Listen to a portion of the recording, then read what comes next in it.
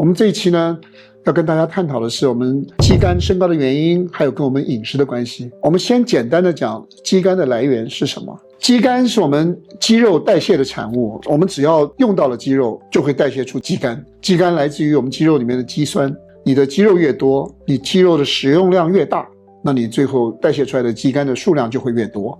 我们身体肌酐的来源呢，几乎没有别的来源了，全部来自于我们肌肉的代谢。所以理论上来说，块头越大，肌肉量越大的人，我们身体制造肌酐的量就会越多。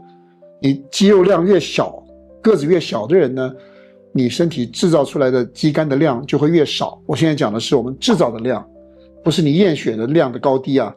因为制造出来的量是会被我们身体排掉的，会排除的。你制造出来了以后，能不能够顺利的被排除，是第二个问题啊。当我们验血的时候，发现自己的肌酐比一般人比较高的时候，是不是就代表我们有病呢？其实不是的哈。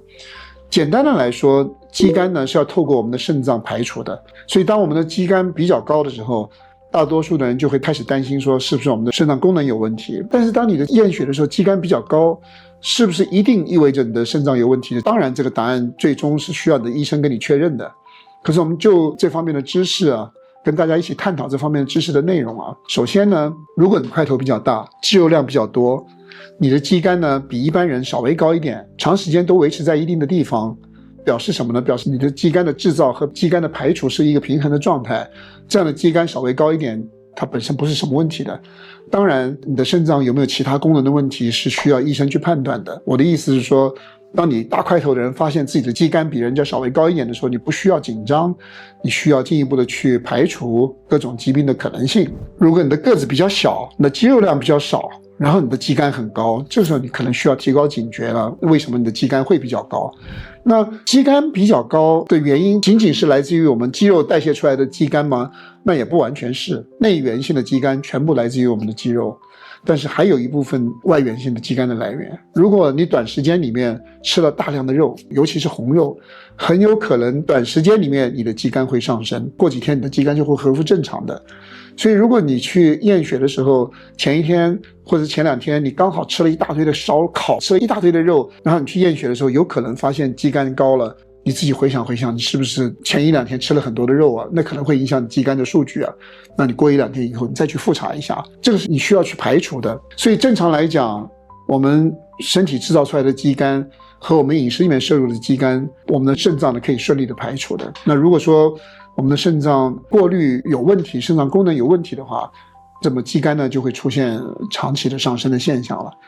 所以我们要考虑到每一个人肌肉量还有饮食习惯来判断你的肌酐需不需要进一步的关注。肌酐仅仅是肾功能一个很粗略的指标，你还需要结合其他的指标一起去判断是不是跟肾脏功能有关的。所以我们千万不要因为单单看一个肌酐如何就自己在家里面做结论了。如果你的肌酐偏高，你是需要去请教你的医生的，因为它还要结合尿素氮，要结合尿常规，要结合你的肾小球的滤过率，各方面的因素来综合判断。这个工作只有医生可以做。短期内肌酐的波动不代表肾损伤，可是呢持续的升高那还是需要比较关注的。有哪些饮食可以有利于肌酐的稳定呢？你多吃蔬菜，低糖水果，还有呢健康脂肪为主。蛋白质呢不要吃太多，适量的优质蛋白质，尽量避免精加工食品，还有含糖的饮料。然后呢保持充足的喝水，记住水分一定要喝够。